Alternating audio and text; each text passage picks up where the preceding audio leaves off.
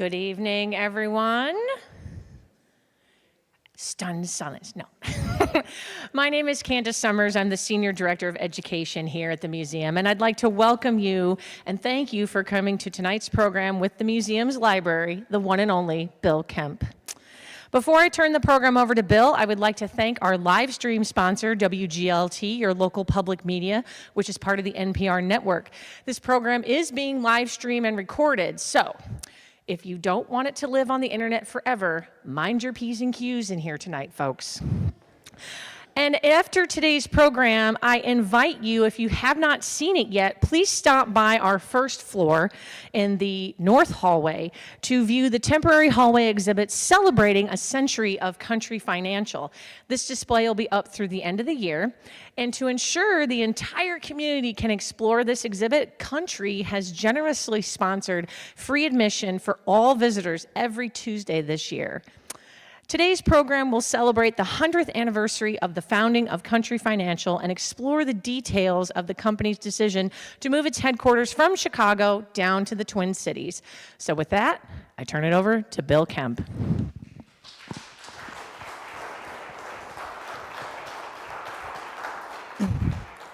Thank you, Candace, for that introduction, and thanks everybody for coming out this evening. I think those that aren't here are going to miss out on a really nice program.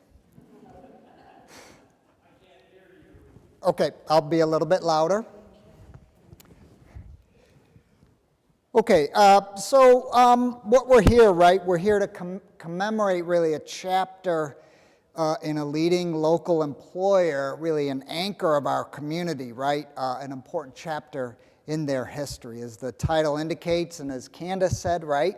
We're going to concentrate on Illinois Agricultural Association and its affiliated companies and their move from Chicago to the Twin Cities, which really began in 1958 and then culminated September 7th, 1961 with the dedication of the building or the headquarters of Illinois Agricultural Association. Okay, so in tracking the relocation, this move, some questions naturally arise, right? How did the move from downtown Chicago to downstate Illinois impact this community, Bloomington Normal? One of my jobs as county history librarian, when I give programs like this, is to get people to think about the past in a relatively meaningful way, right? How has the past shaped us as individuals, of course, but also how has the past shaped whole communities, right? And we have an example here. How did the arrival of IAA and the affiliated companies really forever change our community for the better, right? You could also flip that around, and how did this community over time impact that family of companies, right? I do need to set the stage. This is not a history of Country Financial, right? I'm going to look more at the dynamics of the move, but I need to set the stage. So a little bit of an overview is in order. And what better way to introduce, right?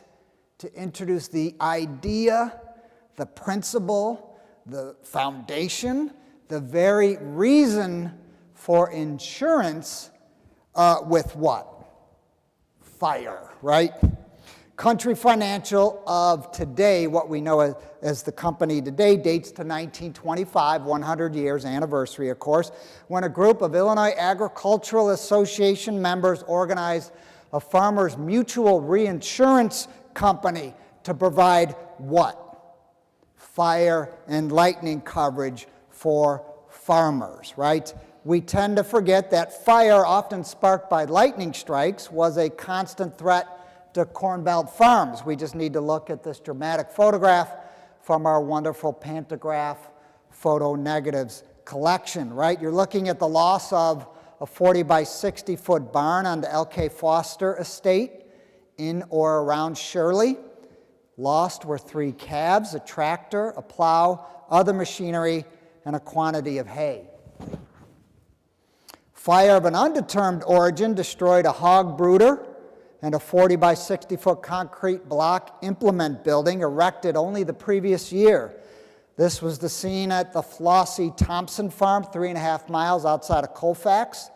Losses in this case included 3 sows, 19 pigs, 2 autos, a 39 Ford and a 42 Olds, a corn picker, a tractor, a gang plow, a manure spreader, and other equipment. 1 sow survived.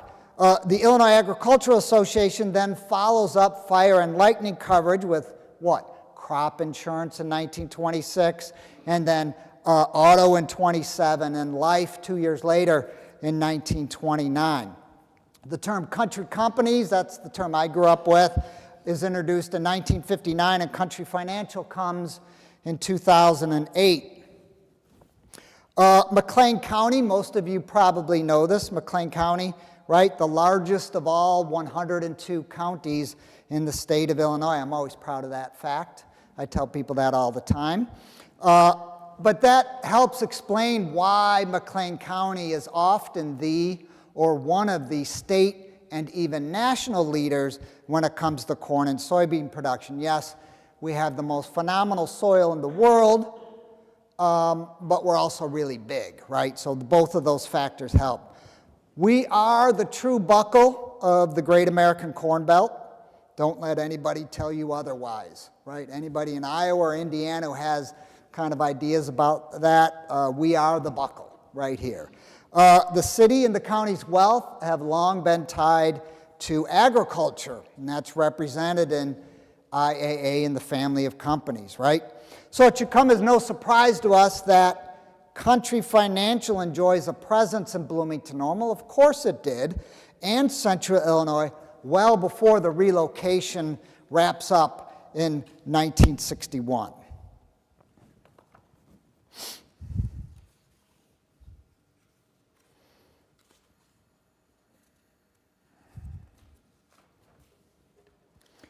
Note this fabulous advertisement from 1936 in the Bloomington Panagraph. Let alfalfa profits buy you more country life insurance. So I joked with the employees last time I gave this program, I don't think that marketing ploy would work so well today. But it wasn't meant humorously back then, right? It was time for an alfalfa demonstration day, which was held on a farm just outside of Bloomington. Such demonstration days were kind of common back then. Alfalfa was used not only for soil conservation, but also for animal feed, right? And at the time, it ranked as one of the more valuable crops on the Corn Belt, along with corn and wheat. So alfalfa profits, going back to this one, sure, could have bought you more insurance.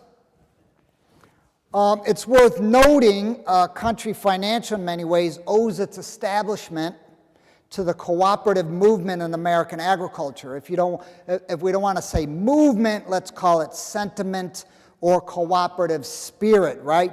So take, for instance, this March 1957 notice in the National 4-H Club, a notice for the National 4-H Club Week. It lists, quote, your farm cooperatives, unquote, as sponsors of this 4-H Club Week, and they include Corn Belt Electric, McLean County Service, National Farm Loan Association, Prairie Farms Creamery, and Country Life Insurance, right?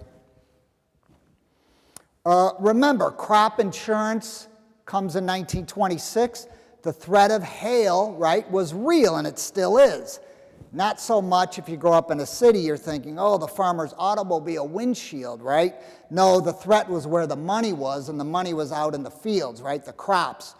By hammering corn and soybean plants out in the open field, a hailstorm could wreck a season's worth of investment in 10 minutes flat.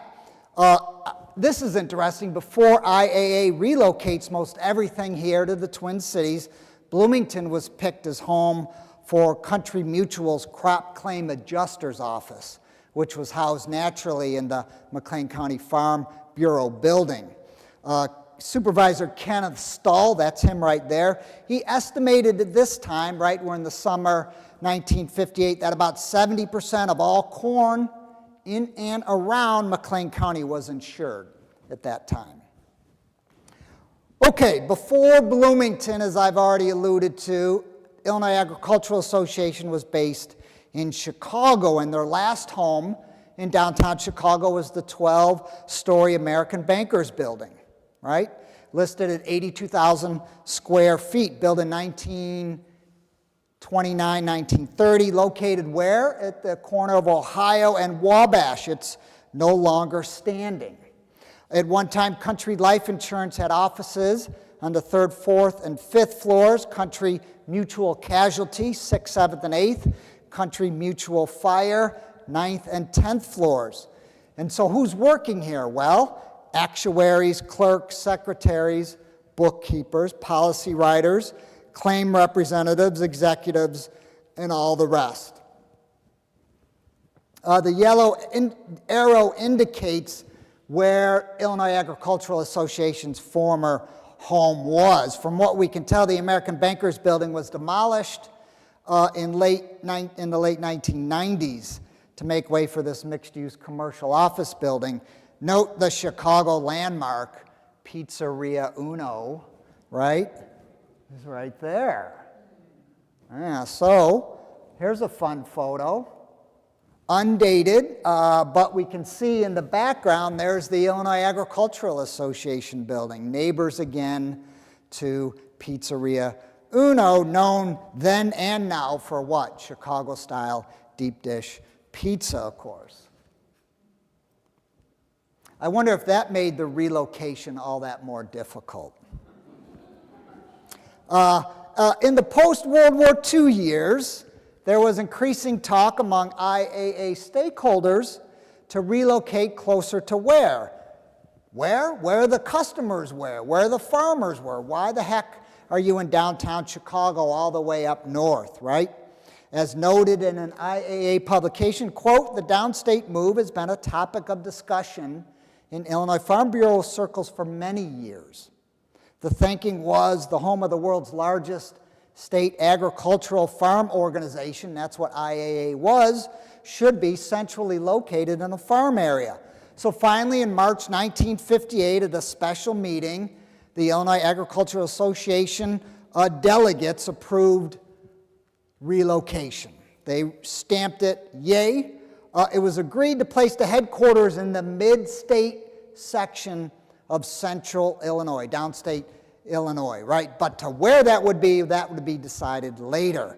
For that, the 17-member IAA board hired a professional office factory locating service to examine candidate cities for relocation.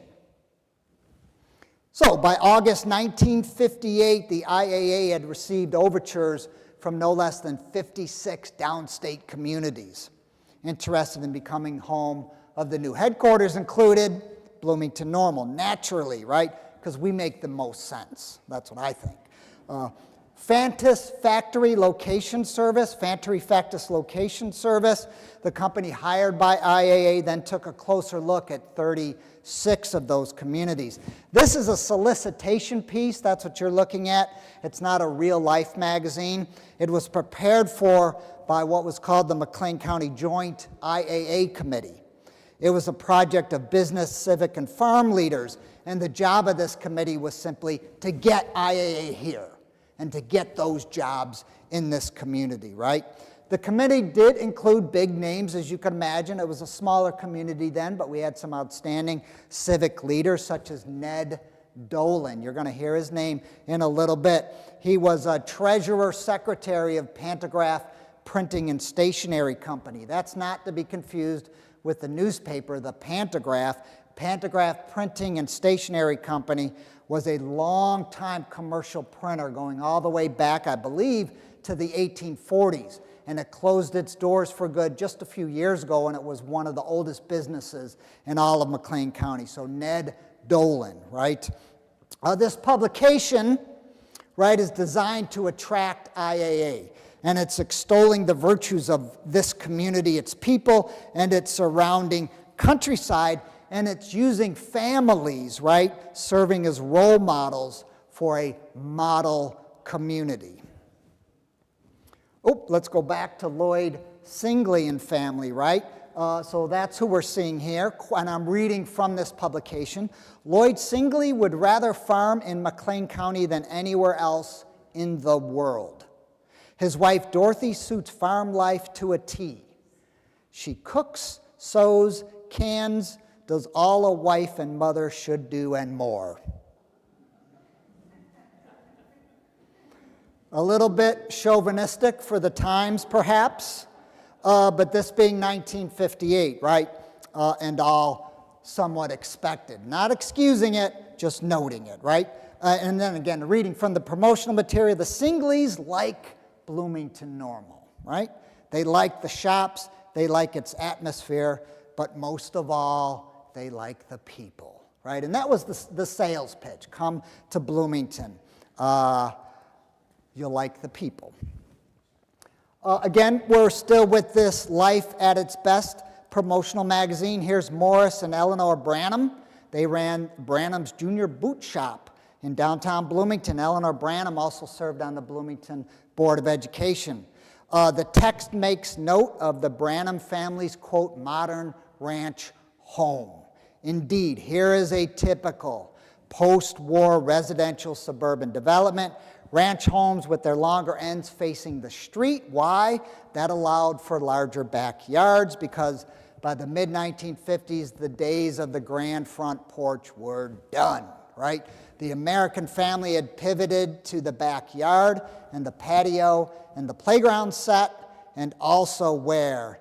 To the living room, right? And to the den, because of the two greatest transformations in all human history are occurring at this time. And I'm speaking of what?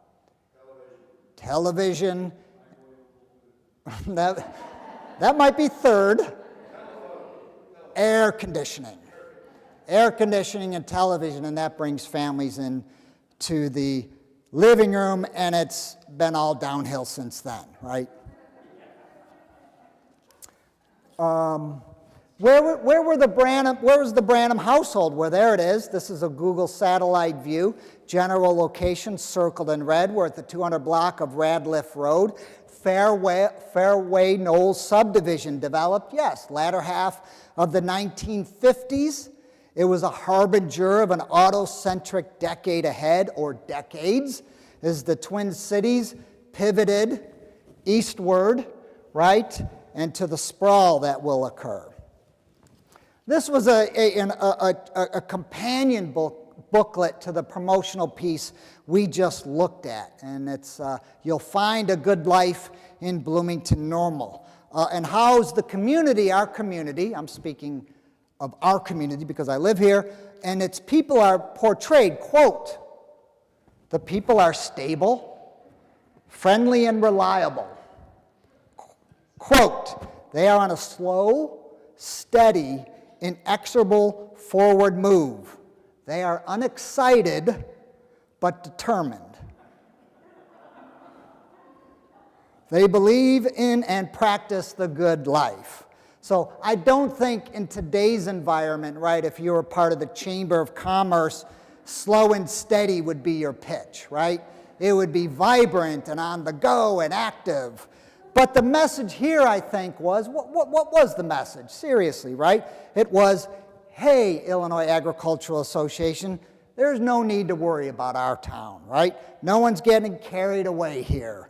There's no talk of radical this or revolutionary that. This is the middle of middle America, where the middle class and the comfortably upper middle class make their home, right?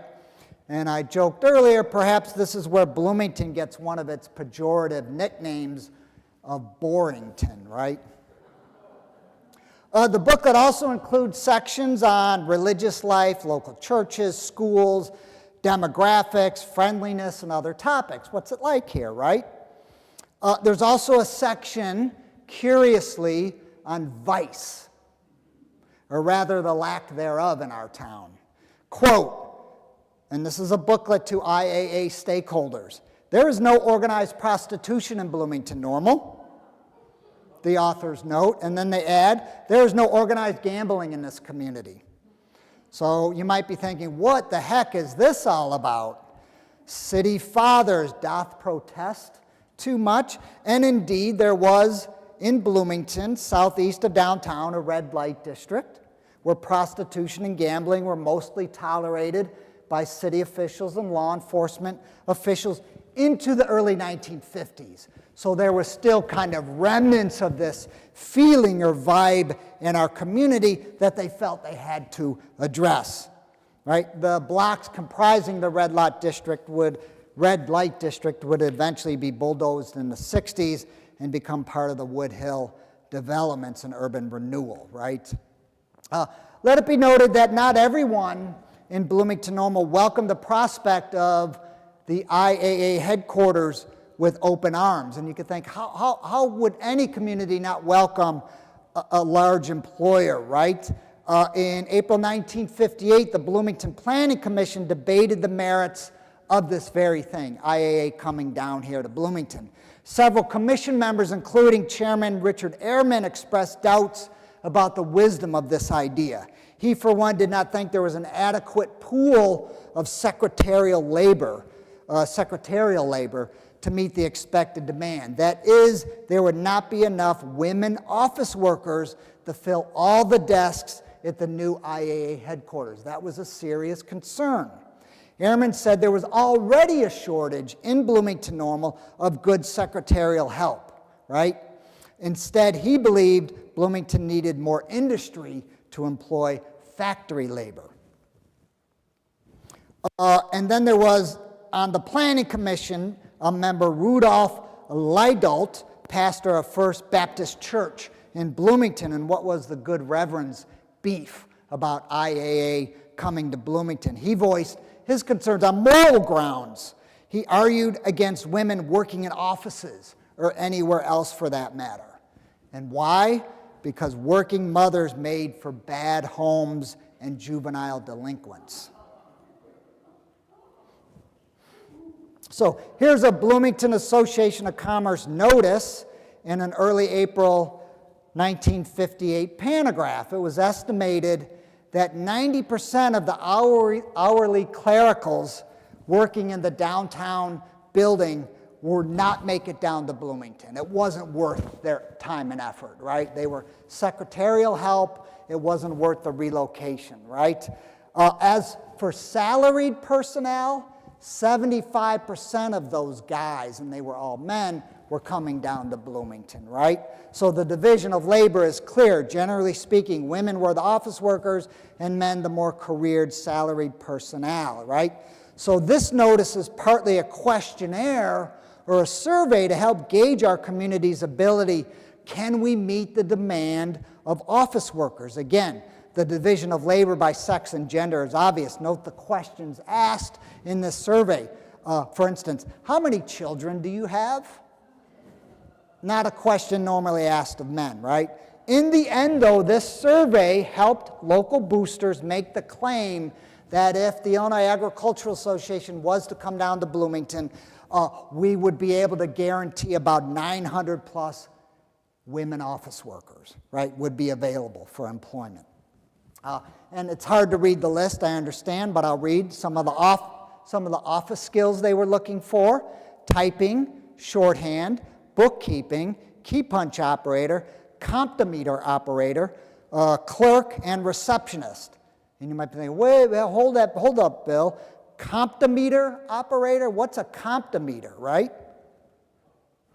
Well, you don't know that, right? A comptometer was the first commercially successful key-driven mechanical calculator. It appears in the late 19th century, and it's a standard office machine into the mid-20th century.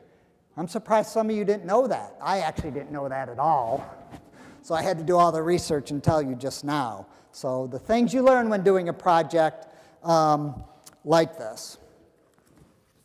So on August 10th, 1958, the IAA board announced 10 finalists. What are the 10 final communities? Bloomington, we know. Champaign, I've got Urbana circled here, but it's Champaign. Clinton, Decatur, Galesburg, Jacksonville, Lincoln, Mattoon, Peoria, and Springfield. And on October 6, 1958, IAA President William Kufis And the IAA directors meet to hear a report from the Fantas Factory Locating Service. So this is the locating service used to help IAA in deciding where you're going to relocate your headquarters. Fantas used a point system as one method to rank the downstate sites. Bloomington Normal apparently finished ranked third, but in the minds of the IAA selection committee, several factors will end up tilting their final decision more to the Twin Cities' favor, even though we had ranked third in the Fantas Factory system, right? First, the selection committee believed the presence of an existing insurance company in this community. So evidently before Country Financial, there's another insurance company in Bloomington. So the fact that this company was in Bloomington would greatly alleviate concerns regarding an adequate pool of trained clerical workers, especially those needed by the two affiliated insurance companies. So the idea was, that's not going to be a concern because you already have a large insurance company here that uses a pool of female secretarial help. You won't have a problem there. So I thought, that's really interesting, right? So did that other insurance company then play a roundabout role, right, in helping to bring IAA and Country here? It's something to think about, right? So the site selection committee also in our community's favor, right? We were large enough to offer varied services, but we were also a farm-oriented city. We were much smaller back then and much more agriculturally oriented than we were today, right? Quote, Bloomington was small enough to offer a friendly community atmosphere. So we were kind of a city mouse, country mouse town, right? Good enough for both worlds. Third, which has always benefited Bloomington Normal, location, location, location. We just happen to be in a very good spot, right? So the IAA board, bunch of guys, as we see there, then proceeded to narrow down the selection to 4 communities. Who are the 4 finalists? Bloomington, Champaign-Urbana, Peoria, and Springfield. Not really big surprises there, right? Next up for the IAA board was a 2-day bus tour to the 4 finalist cities, and here they are in Bloomington. It's October 7th, 1958. What are they reading, you might wonder? They're reading that Life at Its Best. Isn't that kind of a neat wraparound there? Then, after a 2-day tour of these 4 communities, the IAA made its decision, right? And here's the front page and the third page of the Bloomington Daily Pantograph, October 9, 1958, the decision is made, right, and announced publicly, right? Interestingly, at this time, the Pantograph devoted its front page to national and international news only. So local news, no matter how big, and it didn't get any bigger than this, was still relegated to the second and third pages. And then 1 month later, IAA selects a 56-acre tract of land in Bloomington for its headquarters. The site bordered Route 66, as we can see from this illustration. Back then, Route 66, as it came through Bloomington Normal, was known as the Beltline. And if you don't know what I'm talking about, the Beltline today is Veterans Parkway, of course, right? So on June 19th, 1958, the IAA board approves a general concept plan for the new headquarters. This is obviously not what the finished building will look like, but the firm remains the same, the Chicago architectural firm of Graham, Anderson, Probst, and White. And if you know your architecture, yes, that firm that goes all the way back, I think, to 1912 and is connected to Daniel, make no small plans, Burnham, of international architectural fame. Some of Graham, Anderson, Probst, and White Chicago buildings. How about the Wrigley Building, the Merchandise Mart, the Civic Opera House, right? Or the Field Museum, right? And another building, the IAA headquarters, right? So we have to add that to the list. Here's a fanciful composite made at the time comparing the downtown Chicago, the American Bankers Building, with the new headquarters to be located in Bloomington, right? This wasn't really meant as a gag, right? This was a sharp departure of the traditional skyscraper type of office building, right? So the story of post-war America is partly one of moving from the vertical to the horizontal, moving from the vertical to the horizontal. Think of congested city centers where IAA is coming from to neighborhoods and suburban green fields. Think of public transportation to the automobile. Okay, let's turn our attention away from the building to the people who would be working there, getting them relocated and or trained and ready for their new headquarters. It was quite an undertaking. According to one source, the Illinois Agricultural Association will spend more than $5 million on just relocation costs, right? That's not quite as much as the headquarters building itself cost, but it's close. Now, $5 million always adjust for inflation. That'd be the equivalent today of, around $55 million. So in late February, early March, 1959, the Illinois Agricultural Association sets up its first temporary offices where? At the Campus Court Motel Complex in Normal, 309, 311 South Main Street, later converted into student apartments, and today this building also doubles as the offices for Young America Realty. So when you drive by there, this unassuming complex, I think this is where it kind of all began in the Twin Cities. And hey, there's Warner Tideman. He's opening up the relocation office, which we were just looking at, and getting things going the morning of February 9th, 1959. This is a recent digitized pantograph photo negatives, right? We got a large federal grant a while back, and we're currently digitizing 1959 negatives from the pantograph and uploading them on the Illinois Digital Archive site. So it just so happens the story I'm telling tonight includes a lot of negatives that have been recently made available to the general public. This is an August 1958 photograph of who he would have been a newly arrived Illinois Wesleyan University President Lloyd Bertolf. One thing we've learned in all the research into this project is the central role played by Illinois Wesleyan University. In his published memoir, Lloyd Bertolf refers to this relationship. I'm speaking of Illinois Wesleyan University and IAA. They're partnering together as the Illinois Agricultural Association project, right? So we'll start the story of this relationship or project in December 1959 when a Wesleyan executive committee ranks a new science building as one of their highest priorities.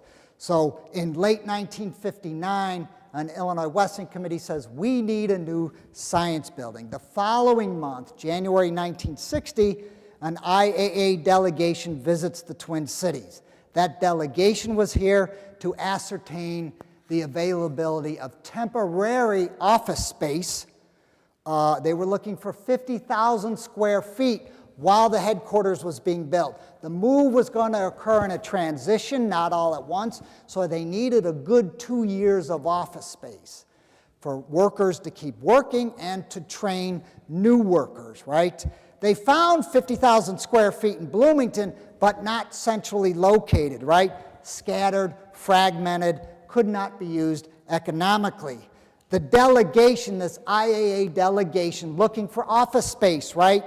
According to University President Bertolf's memoir, then calls on Ned Dolan, right, who I've already talked about, of Pantograph Printing and Stationery. Ned Dolan is also president of the Wesleyan Board of Trustees, right? And he's also a member of the McLean County Joint IAA Committee, so he's already involved in everything here, right?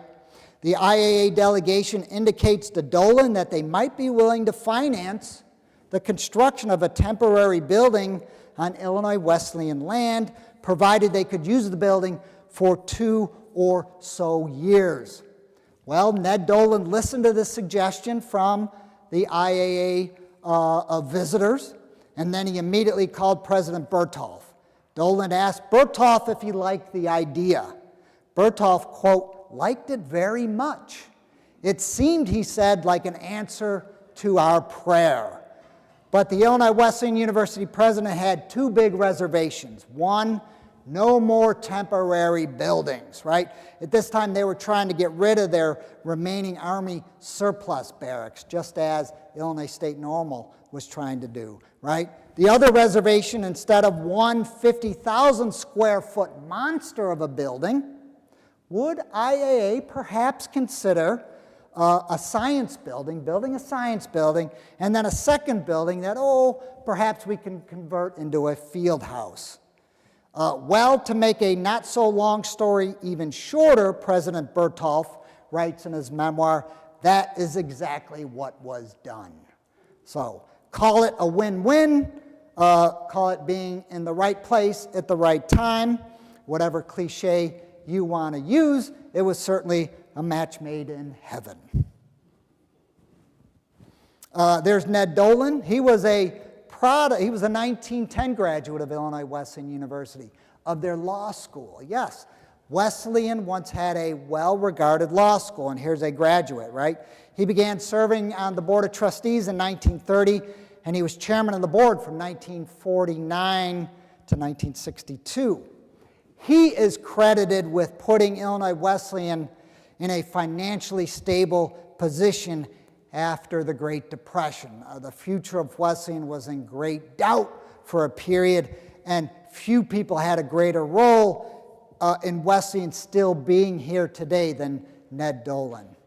There's Illinois Agricultural Association President William Kufis.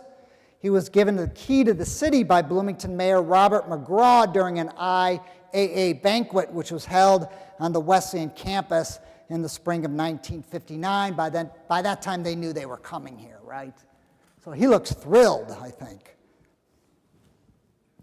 But before the science building and before the field house could be built and occupied, Wesleyan had to furnish IAA with some 22,000 square feet of floor space rent-free. So that begins on May 1st, 1959, when the Illinois Agricultural Association occupies Illinois Wesleyan University's Duration Hall, this structure right here, which had just been vacated by Wesleyan. They also moved into the basement of a men's residence hall. Later that month, we're in May 1960, Country Life Insurance and Country Mutual Insurance arrive on the Wesleyan campus and taking up temporary residence in 2 campus buildings. So IAA pays for and then will occupy these 2 campus buildings. One will become the Fred Young Fieldhouse, and the other the Scherf Hall of Science. They're really 2, though modest, they are international-style beauties designed by Graham, Anderson, Probst, and White, the firm doing the headquarters, right? The science building and field house cost a combined $600,000. That'd be about $6.4 million today, so no small change there, right? So this building, this will be the Scherf Hall of Science, would serve as temporary offices for Country Life. They would occupy the 2nd and 3rd floors, and Country Mutual the 1st floor, as well as the balcony of the field house. Oh, these are enlargements. I'm showing enlargements from this photograph. We see the old Memorial Gymnasium, now the Hanson Student Center, and note the pantry. That's a diner on the edge of campus. The sign on its west wall, barely legible, reads, "Home cooking, short orders." One imagines the youthful collegiate atmosphere of the pantry was completely ruined for 2 years by the older buttoned-up country employees who were looking for a hot lunch, right? It really wasn't the college hangout for a while. So this building would be extensively renovated, making its exterior today wholly unrecognizable, right? It's now known as the Center for liberal arts. Fred Young Fieldhouse served as the home for Illinois Wesleyan University Titan basketball, 1962 to 1994, and their Titan great Jack Sikma, right, a 7-time NBA Seattle Supersonics All-Star. There he started to work on his trademark Sikma move, right, that sweet reverse pivot and step back with that behind-the-head jumper. Do you want me to do it? No, I'm not, no. He played 4 years in the Fieldhouse, graduating in 1977. That's one reason he came to Wesleyan as opposed to a big Division I school, because at that time Wesleyan was an NAIA school and freshmen could play, right? The Fieldhouse was torn down, and of course it's replaced by the Shirk Center. So how the heck do you put office workers in a Fieldhouse? Well, here's the view from the balcony. So by the time of this photograph, some 70% of the employees of Illinois Farm Supply Company were working in the Wesleyan Fieldhouse. Illinois Farm Supply Company, one of the affiliated family of companies with IAA. The most famous, most important event that occurs at the Fred Young Fieldhouse, of course, is Martin Luther King's speech there on February 10th, 1966. He speaks about the Vietnam War and inequality in America, right? Inequality in the United States. It was actually a second visit, believe it or not, to the Wesleyan campus. He had been there in 1961 as well. Groundbreaking went on despite heavy snows and very cold weather. February 1960, again, that's IAA President William Kufus. There's a wonderful aerial, and this is the construction site right here. The hill-hugging headquarters, right, is built into the tracks, kind of lovely slope. That has now been kind of disfigured, if you will, by all the surrounding development and the additions made to the headquarters itself. So the original plan was to let the building breathe through the landscape, right? As that sense has been lost just a little bit. That's Hilltop Road in the foreground. As we see here, the city's eastward sprawl was barely underway, but the shape of things to come is really evident. What do we see? The General Electric plant and the Prairie Traveler Motel are two things. General Electric, and then I've got it right there, right? Was the first major employer along Route 66 Beltline, right? The plant opens in 1955, 1,400 or more employees. What are they doing there? Designing and assembling things like relays and switches and starters. The plant closes in 2012. The building still stands, right? But the precedent had been set, right? Greenfield development along an automobile corridor at the edge of town. The workers here are lined up to visually represent the 40-foot span between concrete supports, said to be about twice the usual distance in standard construction. The basic structural element of the IAA building is reinforced concrete. And what really should one say about Lady? The short-haired collie of mixed ancestry buried on the IAA headquarters complex. Lady's home was actually on Sunset Road, and before the development of the area, right, it was a relatively open stretch from Sunset to the IAA construction site. So Lady's home, Lady shared a home with Dr. George Irwin and his wife Margaret, but Lady was a bit of a free spirit, a bit of a wanderer, right? And a frequent visitor to the construction site, and soon became the IAA volunteer mascot. And the day before the building is dedicated, Lady's even profiled in the pages of the Pantograph. Charles Russell, that's this gentleman, first meets Lady as the construction's night watchman. He later works at IAA, and he's the one seeing the Lady's meals and shots and licensing. But alas, on December 18th, 1961, we're 3 months after the building's dedication, lady is struck and killed by a vehicle on Towanda Avenue, and she was 6 years old. So George Merker, who was with the IAA General Counsel's office, pays for a casket and a granite grave marker, and lady's first buried near the physical plant, but when there's a need for a new parking lot later, lady is reinterred by Charles Russell, right? And lady now rests at the southeast end of the grounds. Again, Graham, Anderson, Probst, and White was the Chicago architectural firm. And let's take a look at this really handsome building, a modern, sleek, low-slung corporate headquarters, deceivingly clean and simple lines, constructed of steel, concrete, masonry, and glass. For its time, a modern architectural pace setter. The distinguishing features of this building, clearly, right, the cantilevered third floor with its 20-foot overhang and those distinctive 256 vertical louvers, right? The building offers plenty of light, especially with the interior courtyard, which you cannot see here.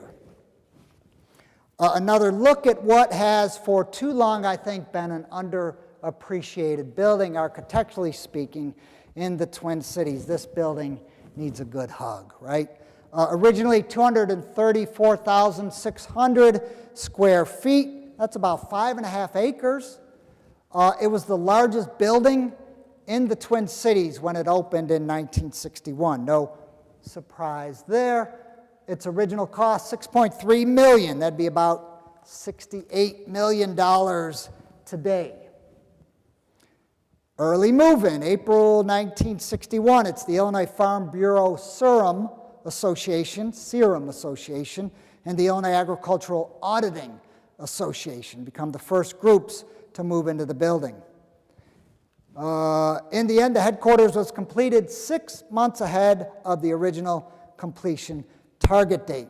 Country Mutual Insurance Company was the very last affiliate to make the move.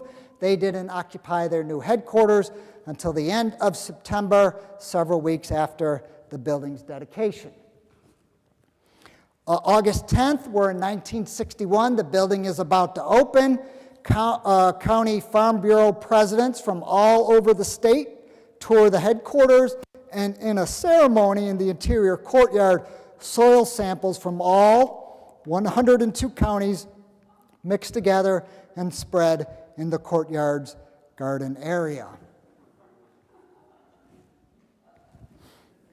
So on September 7, 1961, Farm Bureau members from throughout the Prairie State toured the building for the open house and dedication ceremony. And look at how ungodly hot it must have been. Right?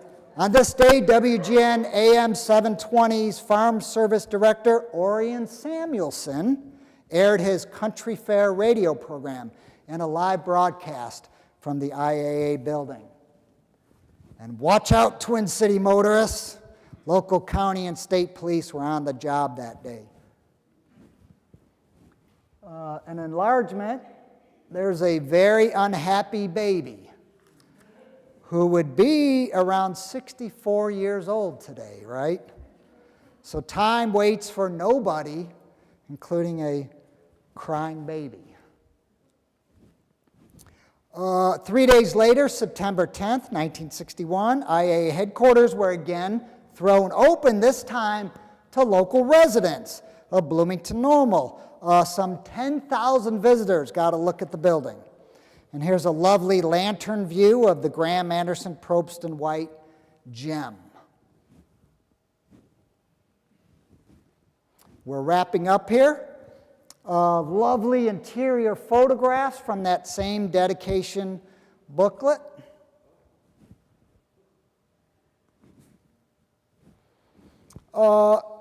Country had around 750 employees at the new building, 350 of those roughly with Country Life, 400 with Country Mutual. So for the past 6 decades, the Illinois Agricultural Association and Country Financial have been leading Twin City employers, while others have come and gone. Eureka, General Electric, IAA, and Country Financial have been community mainstays. The headquarters building itself has undergone significant additions, renovations, alterations since the dedication in 1961. That should come as no surprise. It's a 64-year-old building after all. And Country's impact on this community has only grown in time, right?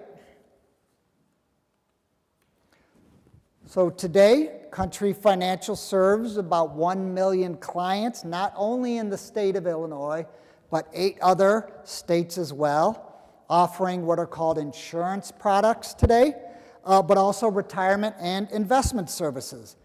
And if you're worried about fire on your family farm, they still got that covered too, right?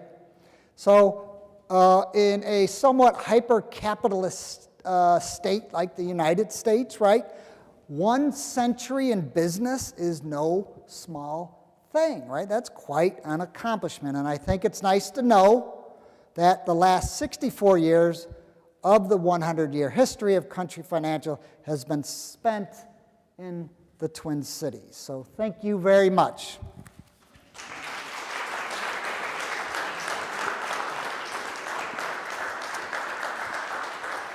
We have time for a few questions. Sure, and I suspect some of the crowd may have some comments or some additions about maybe they experienced some of this themselves. Comments or questions? And if you have any, raise your hand. I'll come around with the microphone so the folks at home can hear as well.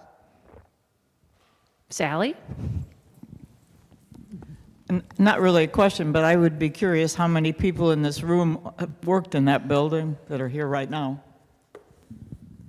1, 2, 3, 4, 5, 6. Excellent. 7? One more hand. All right. Excellent. Any memories to share that people worked in that building too? Oh, right here.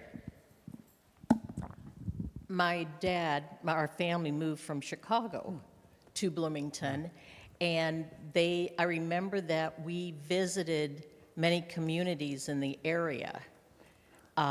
They were very good on taking our family to the different, I remember going, Minear is where we ended up living.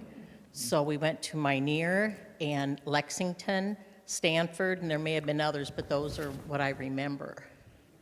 And I believe that the company had gone ahead and talked with the banks in the area so that my mom and dad could talk to the banks if they found a house. And I think Illinois Agricultural Association offered those relocating maybe a $5,000 low-interest loan, right? Which I don't know, adjusted for inflation, is nothing to sneeze at. So, and that's an important point. You mentioned Minear, right? The impact of Illinois Agricultural Association is throughout the region, right? It's in Stanford and Danvers and Minear. It's in Colfax and elsewhere, right? Because employees are going to be living in a wider area. My name's Jerry Kanacki, and I started with Country Life in 1953, and this lovely lady next to me started with Country Life in 1954, and she's been at my side ever since. I really appreciate the program here and the accuracy of it, and there were many interesting times between the move from Chicago to Bloomington. I could assure you of that. The training, the understanding of the what had to be done was quite a challenge, but very interesting. Thank you. Yes. Nice job, Mr. Kemp. And what I didn't mention is the Fantas Factory Location Service, the company IA hired to determine where should they relocate. Their final recommendation, stay in Chicago. Because you just couldn't beat the services you could get downtown. But wisely, the IA directors knew that they had to pivot downstate. I've got a question for Mr. Kemp. How did that other insurance company feel about Country Financial coming in? Yeah. You know, so the question is, how did the other insurance company, State Farm Insurance Company, feel about the Illinois Agricultural Association and then Country? I don't really know. That's a good question. I just don't know the answer to that. I could probably contact the archivist there and get a sense for sure, right? It's a good question that I probably should explore. So, do you know the answer? Okay. Any other comments or questions? Well, let's get, oh, what? Caught me in the back.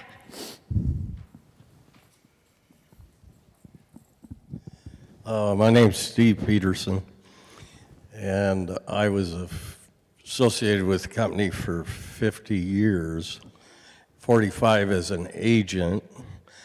I worked as an intern from ISU 68 and 69. I was drawn to the company and chose to stay there because it was such a family-oriented. And as time went on, there were generations of employees, children of children, and it was just a great experience. I retired at the end of 2023 after 45 years as an agent, and my daughter Catherine Peterson was able to take over my business. And I have nothing but I bleed green for Country Financial. Thank you very much.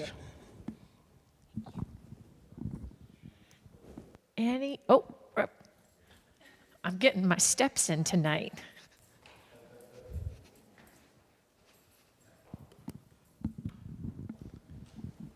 Well, this mic is pretty heavy for us older folks, but we've been around the country since 1961. I started with the companies in northern Illinois up around Rochelle and Rockford as an agent in 1962. And I was in Ogle County until 1966, when I went to Logan County as an agency manager. And I was down there for 14 years, and I remember Steve Peterson. He was a brand new pup agent when in District 3 here in McLean County, and I've known him for, well, it goes into decades now. And I moved to the home office then in 1981 and to work in the agency thing, but I was a sub with, I can't think of the name of the man, that's part of the maturing process. So it's interesting, but I've seen so much growth and so much change in the companies, and Jerry worked with me in Country Life, which I became the vice president and general manager for the life insurance company, the Life, Health, and Mutual Funds in 1983. So I served there for about 17 years. I retired in 2000. But it's amazing the changes that we've seen, and you highlighted all the real early history of the companies, and you did a fine, splendid job. I remember going to Wesleyan to basketball games after we came to town when the old stadium was still standing, and I took CLU tests in the science building over at Illinois Wesleyan University back in the 60s and 70s. And it's just amazing the growth and what's occurred. Not only did we have Country Mutual first and then Country Life, and subsequently in 1963, we acquired a company out in Kansas City that became an affiliate of ours, and subsequently became a pretty vital part of our operation. It was converted from Mid-America Fire and Marine was actually the name of the company, and we converted that to a country company and started to market on a more active basis beyond the borders of Illinois. And subsequently, these companies became a part of the Western Farm Bureau back in the, I think it was in the 80s, when financial difficulties occurred and country took over that operation out there, Washington, Oregon, who else was there? Colorado, and a couple of other states out there that joined us. And of course, today it's over. I think they operate actively, and I've been retired long enough. I don't know many of the details, but I think there's about 19 different states in which they operate today. But the foundation for the whole thing was right here. After it moved from Chicago, I've been in the building as Jerry has in Chicago, not when it was still country, because I didn't start until '62. But it's interesting to have been a part of and witnessed and grown with these companies, as have many, many employees down through the decades. And thanks to you to helping to bring this entry into the Bloomington Normal area for the rest of us to witness, and thank you. Thanks. Thank you all for sharing. Got time for one more comment, question, or a memory. Oh, all right. Excuse me. I suspect that I've had a life insurance policy longer than anyone else here tonight. 1945, my father bought a life insurance policy. Awesome. Well, once again, let's give Bill a round of applause for his program this evening. And thank you for joining us. Thank you to WGLT for sponsoring our live stream.